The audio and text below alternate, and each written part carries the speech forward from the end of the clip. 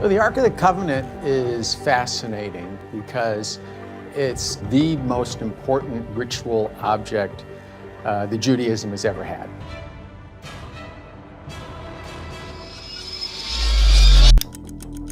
Somewhere beneath the ancient hills of Judea, a small team of researchers following clues in a manuscript nobody had fully translated found something on their ground-penetrating radar that stopped everyone in the room cold. 30 foot down, a chamber. The Temple Mount in Jerusalem has never been excavated, but an illegal construction project 20 years ago opened the door to some major discoveries. Inside the chamber, something that matched a description written 3,000 years ago in almost every specific detail. What happened next is the part that does not have a clean explanation. The Ark is first introduced scripturally in the book of Exodus, where God gives Moses instructions to build an ark for carrying the Ten Commandments. The find. The team had been working from a manuscript that had circulated in academic circles for years without generating serious excavation interest. The document was old, written in a form of Hebrew that speaks dated to the Second Temple period, and it described the location of a hidden chamber in the Judean hills using astronomical and geographical markers that the team had spent months cross-referencing against modern survey data. Most researchers who had looked at the manuscript treated it as symbolic, the kind of text that describes spiritual truths using the language of physical location. The team that followed it literally found a chamber. The ground-penetrating radar showed the space clearly at around 30 feet below the surface. The shape was consistent and the floor appeared level, suggesting a built structure rather than a natural formation. When they broke through the access point and lowered cameras, what the cameras showed stopped the excavation for 2 days while the team tried to process what they were looking at. A chest, gold-covered. The dimensions matched the biblical description in Exodus to within inches a lid. 2 figures on the lid facing each other, their wings extended inward over the lid's surface. The biblical text describes the lid of the Ark of the Covenant as the mercy seat. While the team tried to process what they were looking at, a chest, gold-covered. The dimensions matched the biblical description in Exodus to within inches a lid. 2 figures on the lid facing each other, their wings extended inward over the lid's surface. The biblical text describes the lid of the Ark of the Covenant as the mercy seat. According to some scholars, such a relic could actually exist. The Ark of the Covenant. The find. The team had been working from a manuscript that had circulated in academic circles for years without generating serious excavation interest. The document was old, written in a form of Hebrew that speaks dated to the Second Temple period, and it described the location of a hidden chamber in the Judean hills using astronomical and geographical markers that the team had spent months cross-referencing against modern survey data. Most researchers who had looked at the manuscript treated it as symbolic, the kind of text that describes spiritual truths using the language of physical location. The team that followed it literally found a chamber. The ground-penetrating radar showed the space clearly at around 30 feet below the surface. The shape was consistent and the floor appeared level, suggesting a built structure rather than a natural formation. When they broke through the access point and lowered cameras, what the cameras showed stopped the excavation for 2 days while the team tried to process what they were looking at. A chest, gold-covered. The dimensions matched the biblical description in Exodus to within inches a lid. 2 figures on the lid facing each other, their wings extended inward over the lid's surface. The biblical text describes the lid of the Ark of the Covenant as the mercy seat. While the team tried to process what they were looking at, a chest, gold-covered. The dimensions matched the biblical description in Exodus to within inches a lid. 2 figures on the lid facing each other, their wings extended inward over the lid's surface. The biblical text describes the lid of the Ark of the Covenant as the mercy seat. According to some scholars, such a relic could actually exist. The Ark of the Covenant. With 2 cherubim with wings spread toward each other above it. The description was precise. What the cameras showed was precise. The match between the two was closer than anyone on the team had planned for when they started the excavation. Around the chest, on the floor of the chamber, bones. Scorch marks on the walls in patterns that radiated outward from the chest's location. Old bones, not fresh, but positioned in ways that did not suggest peaceful rest. And when the team sent people down to get closer, the cameras failed. Not malfunctioned in the way electronics sometimes malfunction in underground environments. Failed completely. Screens going dark at a distance from the chest that was consistent across every piece of equipment brought into the chamber. The team brought in backup electronics. Those failed too. The Babylonians invaded Jerusalem and sacked Solomon's temple. When the Temple of Solomon was destroyed in 586 BCE, all the temple treasures were were lost to history. What the science found when the team brought in scientists to examine the site and what was in it, what the scientific instruments produced was as difficult to explain as what the cameras had shown. X-ray equipment brought to examine the chest without requiring physical contact with it failed to produce usable images. The materials the chest appeared to be made from examined through spectral analysis from a distance did not match any known wood species for the inner construction or any identified alloy for the gold covering. The wood based on its visible properties and the analysis that could be conducted without touching it most closely resembled acacia, which is what the biblical text specifies. But the precise analysis that would confirm this could not be completed because the instruments kept failing. The electromagnetic field was the finding that the scientists struggled most to characterize. Sensitive measuring equipment detected a rhythmic pulse coming from the chest, a regular fluctuation in the electromagnetic field that did not correspond to any natural source the team could identify. The pulse was not constant. It varied in a pattern that the team's instruments recorded before those instruments also failed. And the pattern in the brief recording that survived did not match any known natural or manufactured electromagnetic signature. The effects on the people who got closest to the chamber were documented carefully by team members who stayed further back. Researchers who spent extended time in the chamber reported unusually vivid and disturbing dreams in the nights following their exposure. Several reported nosebleeds that started during or immediately after chamber visits. 2 reported periods of temporary vision disturbance that resolved within days but were severe enough while they lasted to prevent normal functioning. The team documented all of this. They also noted that the symptoms were consistent with what the biblical text describes happening to people who approached the ark without the proper preparation. If the Ark of the Covenant had been brought to Rome, unique object, which remember was supposed to have awesome power, apart from the fact that it was beautiful to look at and that God was supposed to live within those 2 cherubim on the top. The cover-up. Within 72 hours of the scientific team's first full examination of the chamber, military vehicles arrived at the site without warning. There had been no prior notification, no coordination with the expedition leadership, and no request for the team's preliminary findings. The convoy appeared just after dawn when visibility was still thin and the desert air carried a cold metallic dryness that made sound travel farther than expected. Soldiers established a secure perimeter with practice efficiency, placing barriers around the excavation entrance and sealing all access routes leading into the dig site. Communication equipment was set up on elevated ground and civilian personnel were instructed to remain beyond a newly defined boundary line. The scientific team, still wearing field gear and dust-covered gloves from their morning shift, was kept outside the perimeter and allowed no further access. From that distance, they watched as specialized equipment was unloaded from reinforced transport vehicles. Among it was a lead-lined containment container, unusually large and clearly designed for high-risk transport. The team noted that the equipment appeared not improvised, but pre-selected for a very specific purpose, suggesting that whatever was about to be removed had been anticipated long before the team's formal report could have circulated through any standard administrative channel. Under heavy supervision, the chest recovered from the chamber was carefully lifted and placed into the lead-lined container. The operation was conducted with minimal verbal communication, relying instead on hand signals and pre-assigned roles. Once secured, the container was sealed and escorted away from the chamber by armed personnel. Immediately afterward, the scientific team was separated. Each member was transported individually to an undisclosed secure facility. Over the following days, they underwent structured questioning sessions. The inquiries were consistent across all individuals who had been informed about the excavation prior to the discovery.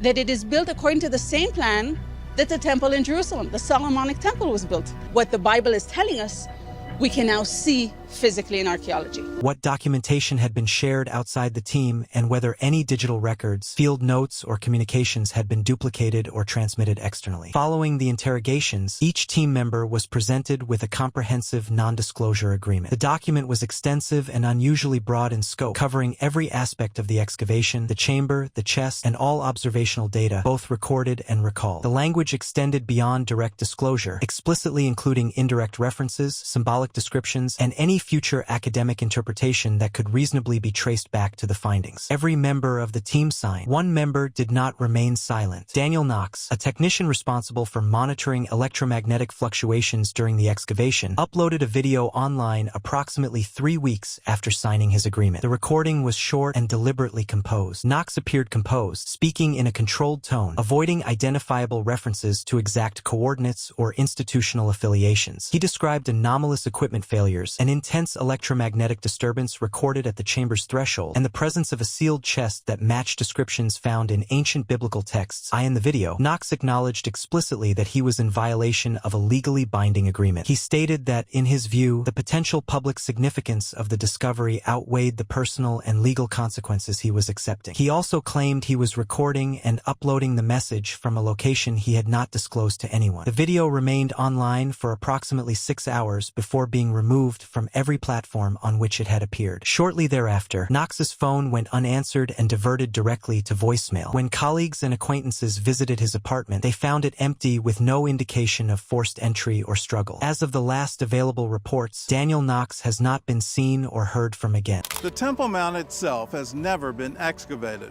but over the past century, archaeologists have been exploring the areas around it, and they've discovered a wealth of artifacts that tell the story of the Second Temple. The manuscript and the Temple Mount. The manuscript the team had been working from prior to the excavation did not describe a single site, but a network of them arranged in a deliberate sequence. The chamber in the Judean hills, where the chest was ultimately recovered, was presented in music, the text as only the first verified location. It was framed less as a destination and more as an entry point, an initial repository designed to confirm the accuracy of the manuscript's internal mapping system. The second location referenced in the document was significantly more sensitive and far more difficult to investigate. It was described as being beneath the Temple Mount in Jerusalem, widely considered the most politically and religiously contested archaeological site on Earth. Direct excavation in the area has been effectively impossible for decades due to overlapping religious authority, international diplomatic pressure, and the presence of the Al-Aqsa Mosque and the Dome of the Rock directly above the subsurface zones of interest. Before his disappearance, Daniel Knox reportedly succeeded in decoding a section of the manuscript that referred explicitly to this second site. He shared his translated notes with a journalist named David Lewin, who retained copies of the material. In those notes, Knox outlined a hypothesized chamber beneath the Temple Mount and attempted to correlate its described position with previously collected subsurface survey data from the region. That data originated from a limited and largely unacknowledged scanning initiative carried out years earlier by a small research group with access to underground imaging systems. According to Knox's reconstruction, those scans revealed an unusual subsurface anomaly, a concentrated zone of magnetic radiation that did not correspond to any known geological formation, fault line, or mineral deposit. Could also unleash incredible power. Its structure appeared unusually coherent, as though the field itself had been shaped or contained rather than naturally occurring. The anomaly's coordinates aligned closely with the manuscript's description of where a second object was said to rest. The scanning project itself was never formally published or peer-reviewed. The team responsible for it dissolved shortly after completing their fieldwork, and the raw datasets were never deposited in any public or institutional archive. As a result, Knox's notes remain one of the only surviving references to the findings, and there is no independent way to confirm or refute their interpretation without access to the original data. What can be corroborated, however, is more limited but still significant in context. The location described in the manuscript corresponds to a subsurface zone beneath the Temple Mount that has been restricted from archaeological investigation since the 1970s. During that period, a survey team reportedly identified previously undocumented tunnel systems during restricted subsurface work conducted under controlled conditions. Shortly after the discovery, access to the area was abruptly revoked by Israeli authorities, and subsequent excavation requests were denied without public explanation. Since then, the region has remained effectively closed to systematic scientific inquiry, existing in a persistent state of controlled inaccessibility where historical research, political sensitivity, and religious authority intersect music in ways that prevent verification, yet do not eliminate speculation about what may lie beneath. One of our reliable sources told us that there is this ancient, mysterious tunnel running 40 feet underground the old city of Jerusalem.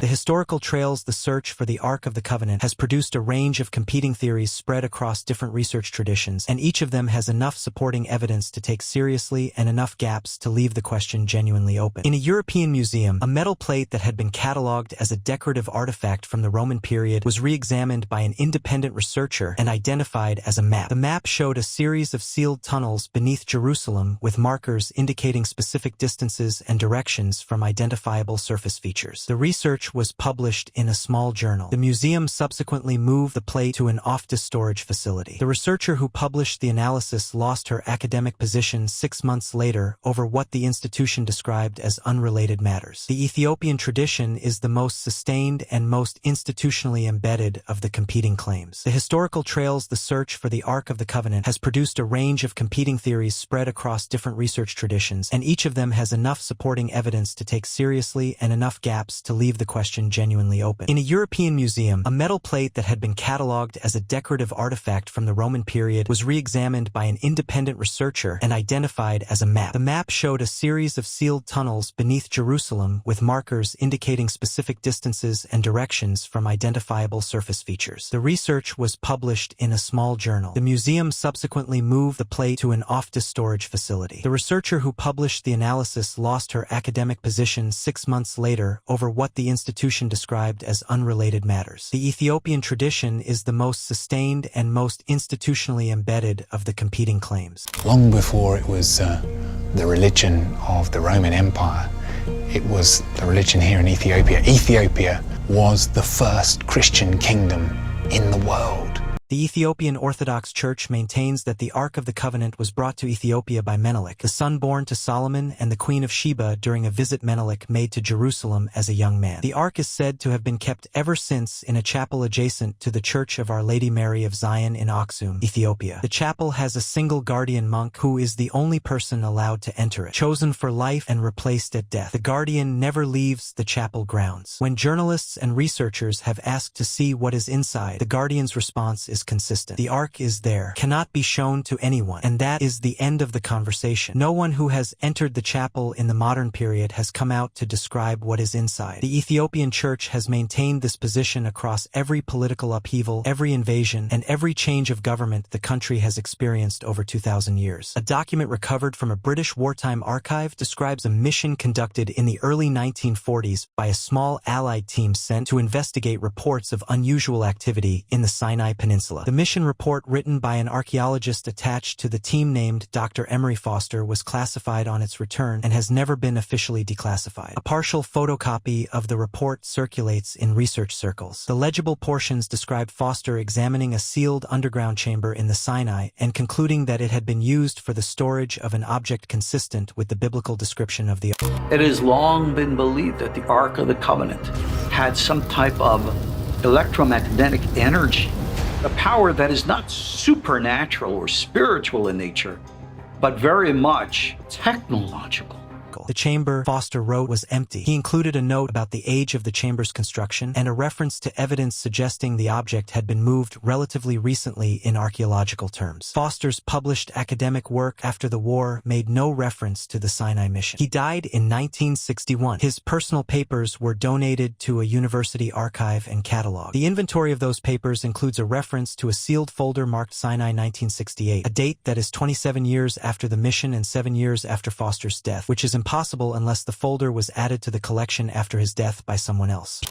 People have often wondered what really did happen to the Ark. A journalist named David Lewin, following up on the Knox material, found the reference to the Sinai 1968 folder in the university archive inventory and requested access to it. He was told the folder had been removed from the collection for conservation purposes. When he asked when it would be returned and available for viewing, the archive staff told him the conservation process had no specified end date. Inside the folder, according to the inventory description before it was removed, was a single Polaroid photograph labeled Sinai 1968. The Ark of the Covenant is real, and we have a location for it. Sounds like something out of Indiana Jones and the Raiders of the Lost Ark, describing a gold-covered chest guarded by powerful beings in an underground Middle Eastern chamber. In 1982, working in tunnels beneath Jerusalem in an area near the traditional site of the crucifixion, he reported finding a chamber. In the chamber, he reported, was the Ark of the Covenant. Wyatt's account of what he found is specific in ways that are both compelling and impossible to independently verify. He described crucifixion post holes cut into the rock at the site above the chamber, holes that match the dimensions for the posts used in Roman execution. He described a crack in the bedrock running from the surface collapsed down through the roof of the chamber. A crack consistent with what seismic activity would produce and consistent with what the gospel accounts describe happening at the moment of the crucifixion. Through this crack, Wyatt said a dark substance had dripped onto the lid of the ark, onto what the Bible calls the mercy seat, where the high priest would sprinkle blood during the Day of Atonement ritual. Wyatt said he had the substance tested and that it tested as dried blood. He said the blood had only 23 chromosomes, which he interpreted as the biological signature of a being without a human father. He took photographs. The photographs did not develop. He took video. The video showed nothing useful when reviewed. The Ark of the Covenant represents the giving of the Torah at Sinai from God. It's the holiest object that ever existed in the Jewish tradition. He reported that during the time he spent in the chamber, he encountered 4 beings he described as angels who told him the ark would not be revealed to the public until a future divinely chosen time. The response from the archaeological community was complete rejection. Professional archaeologists noted that Wyatt had no credentials, no site documentation meeting any accepted standard, no reproducible evidence, and no witnesses to the discovery itself. His own church, the Seventh-day Adventist denomination, formally distanced itself from his claims. Scientists who reviewed his accounts pointed out methodological problems with every specific claim he made. But Wyatt's story does not go away. The specific details he described, the crucifixion post holes, the crack in the bedrock, the substance on the mercy seat, are either an elaborate fabrication or a description of something that connects the site of the crucifixion to the location of the ark in a way that the biblical text appears music to anticipate. The mercy seat was the location where blood was sprinkled during the Day of Atonement ritual as an act of atonement for the nation's sins. If the crucifixion happened directly above the ark, the blood dripping through the crack onto the mercy seat would be the thing that the entire temple ritual had been pointing toward for centuries. Whether Wyatt found something real or constructed an elaborate and sincere delusion remains unanswered. What is answered is that his account fits a theological pattern so precisely that the fit itself is worth examining. The covenant and the ark and all these bizarre stories that have lasted throughout history, and the real evidence that there was really sophisticated societies that lived thousands and thousands of years ago. The White Prophecy in 1901, a religious writer named Ellen G. White, one of the founders of the Seventh-day Adventist movement, published a statement about the Ark of the Covenant. She wrote that at a specific future time chosen by divine providence, the Ark would be brought out of its hiding place and shown to the world. She described this as an event that would happen when the world was ready to receive what it would reveal. Wyatt read this statement as confirmation of his discovery. If the Ark was real and had been found, and if the angels who appeared to him had told him it would not be publicly revealed until the appointed time, then the fact that his photographs failed and his video was useless fit the pattern White had described. The discovery was real. The revelation was not yet permitted. The same church that produced White formally rejected Wyatt's claims. The theological symmetry between the prophecy and the claimed discovery was not enough to overcome the evidentiary problems with the claim itself. The denomination's position was that Wyatt's account was sincere but mistaken, and that whatever he found or did not find in those tunnels, it was not the ark. White's statement remains in the church's historical record. The time she described as the divinely chosen moment for the revelation has not been specified. The ark, if it exists in a retrievable form anywhere, has not been shown to the world. Whether the disclosure sequence she described as underway in events that are currently unfolding, or whether her statement was metaphorical rather than predictive, is a question that the evidence available does not settle in either direction. The ark was covered by this gold lid called the mercy seat. Now, it's also known as the throne of God, mainly because we have a passage in 1 Samuel 4 verse 4 that mentions how God is enthroned between the cherubim. What the ark was. The biblical description of the Ark of the Covenant is specific enough to produce a detailed blueprint. A chest approximately 4 feet long and 2.5 feet wide and deep, constructed from acacia wood and covered inside and out with pure gold. A lid of solid gold called the mercy seat with 2 cherubim of hammered gold at each end facing each other with their wings spread toward each other above it. For gold rings attached to the base, 2 on each side, through which 2 carrying poles of gold-covered acacia wood were inserted permanently because the ark was never to be set down on the ground, and anyone who touched it directly could be killed. Inside the chest, 3 objects: the tablets of the covenant, the stone tablets on which the 10 commandments were written at sea, a jar of manna, the substance that had sustained Israel through 40 years in the wilderness, Aaron's rod, the staff of the first high priest that had budded overnight in a miraculous confirmation of his priestly calling. The ark was the centerpiece of the tabernacle and later the temple. It was kept in the innermost room, the Holy of Holies, behind a thick curtain that no one except the high priest was permitted to enter, and the high priest only once a year on the Day of Atonement. The cloud that represented the divine presence was said to rest between the two cherubim above the mercy seat. The ark was the point where the divine and human met, and the protocols around approaching it were so strict that touching it even accidentally, as the biblical account of Uzzah shows, resulted in immediate death. After the Babylonian conquest of Jerusalem in 586 BCE and the destruction of the first temple, the ark disappears from the historical record. It is not mentioned in the account of items taken to Babylon. It is not included in the list of items returned when the exiles came back. It simply stops appearing in the narrative. The theories about where it went have produced a literature of their own. Hidden beneath the Temple Mount before the Babylonian army arrived, carried to Mount Nebo by Jeremiah, taken to Ethiopia by Menelik, carried to Rome, taken to Ireland by the prophet's daughter, buried somewhere in the Judean wilderness. Each theory has supporting evidence and each theory has gaps. The only thing every serious researcher agrees on is that the ark went somewhere. It was too important and too carefully maintained for it to simply have been destroyed or lost without any record of what happened to it. Something that occupied the center of a nation's religious life for centuries does not vanish without someone knowing where it went.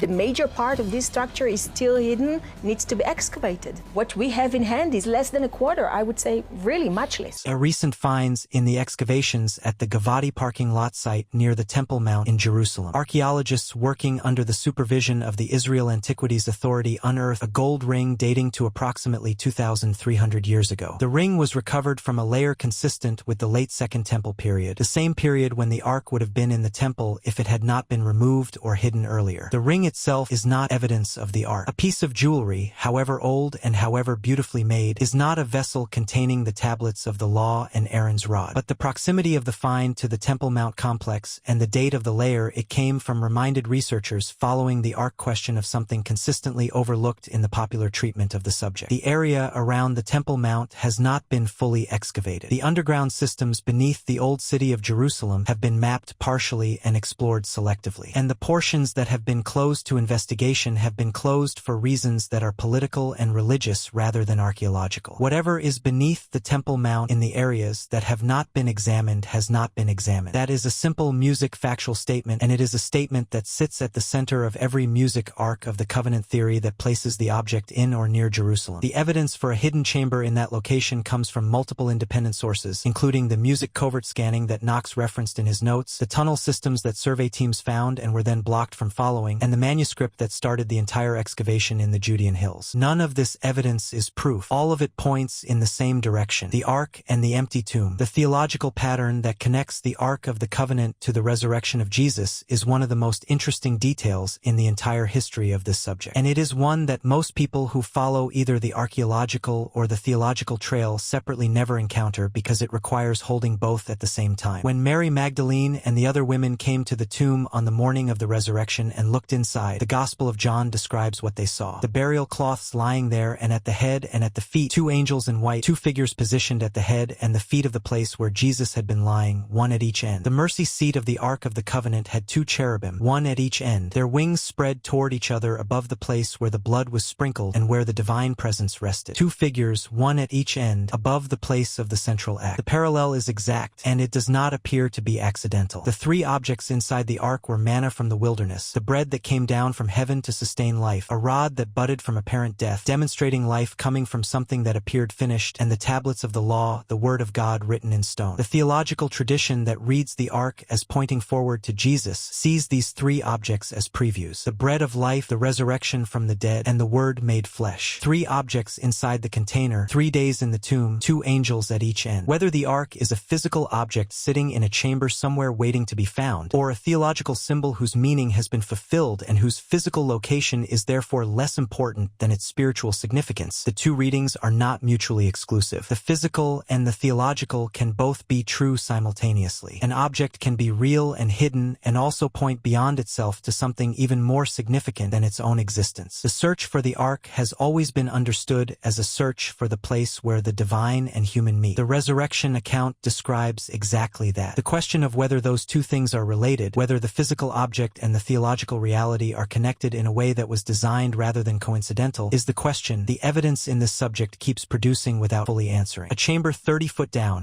electronics failing at a consistent distance, an electromagnetic pulse with no known source, a technician who posted one video and vanished, manuscripts, scanning data, hidden folders, and a Polaroid from a date that should not exist. The evidence does not settle the question, it deepens it. Subscribe so you never miss what comes.